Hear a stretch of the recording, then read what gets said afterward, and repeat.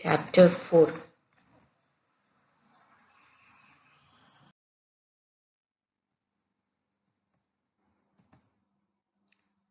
Part 1. Vision of Pasambika in Kuruvapuram.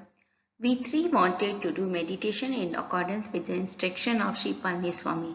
Sri Palniswami said, "My dear Madhava, my dear Shankara, let all the three of us meditate. We can then discuss about our spiritual experiences felt during meditation. As this is the order of Sri Vallabha, we will definitely have the experience of some spiritual tuning point in the future. In the future, the Christian calendar will be in use.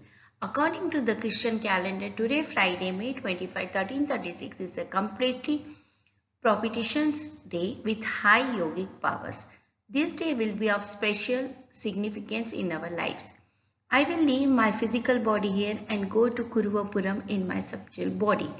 It is a child's play for me to roam in 4 or 5 places at the same time in my subtle form. We will all remain in the meditation of Sri Pada Sri Vallabha. When his permission is granted, I will reach Kuruvapuram in my subtle body."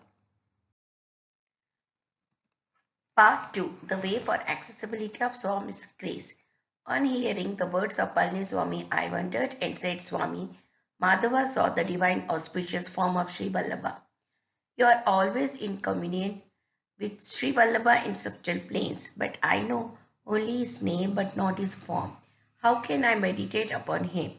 Palniswami smiled and said, "My boy, if you have devotion of Sri Pada, everything can be achieved.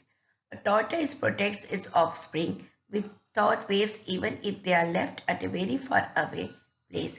A cat carries its kitten from one house to another, keeping them in its mouth. It will keep them in a place that it considered safe. In the same way, at first, he will rule his devotees with the tortoise offspring justice. After some progress, he will rule them with cat offspring justice. Later, they will be ruled with monkey offspring justice initially. Here, there is the necessity of the offspring to hold on to his mother with effort. After some more advancement, the devotees behave like the small fish, which roam freely behind their mother wherever it goes. When you sit for meditation, he will give darshan to you."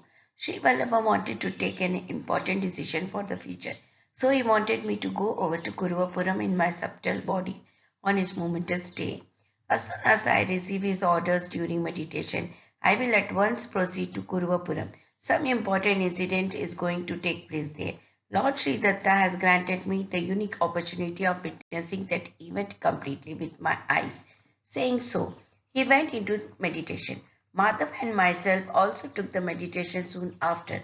Meditation went on like this for 10 gadiyas. All of us became our normal slaves curiously at the same time. After meditation, Sri Palniswami was in very high spirits. Madhava and I requested to Palniswami to narrate his experience during meditation.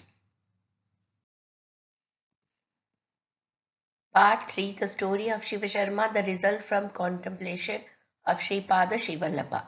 How fortunate are the people living in this Kali Yuga. Kurupuram is a small village. A Vedic scholar and pious Brahmi named Shiva Sharma, who recognized the greatness of Sri Pada, was living there along with his wife Ambika.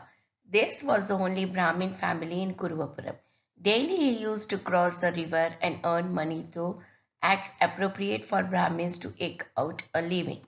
After making some money, he used to return to Kuruvapuram. He belonged to the lineage of sage Kashyapa. Shiva Sharma was a great scholar, a strict adherent of religious practices, and belonged to the Yajurveda sect. His earlier children died within a very short time after birth. At last, one son survived. Unfortunately, he was a dullard and a blockhead. Shiva Sharma became weak and sick as a skeleton due to the distress caused by the useless child. One day he recited Veda in the presence of Sri Vallabha and afterwards stood silent. Sri Sripada noticed the sorrow on his mind and with a gentle smile said, "Shiva Sharma, I am a slave to those who forget all worries and constantly meditate upon me. Tell me about your desire."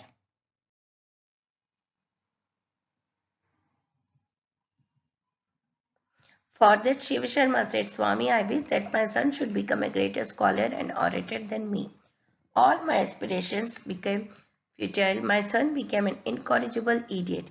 Being omnipotent, it is not difficult for you to make him a learned and useful person. I leave it to your kind will. Sripada added, my dear, nobody can escape the fruits of his past deeds. The entire creation is moving subject to unbreakable laws. A woman gets her husband as a fruit of her worship. She gets children as the fruit of donations made by her.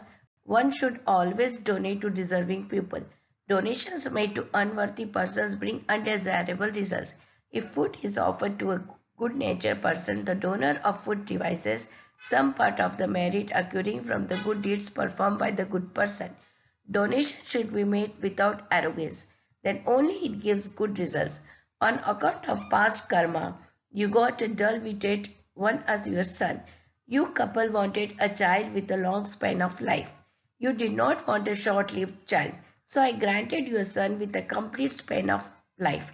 According to the rule of karma, to make him a suitable scholar by destroying his previous life sins, you will have to sacrifice your life.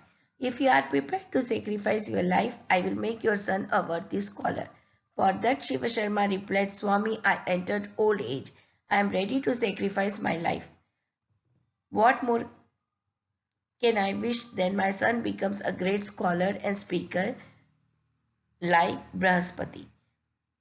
Then the omnipotent Sripada declared, yes, you will die soon.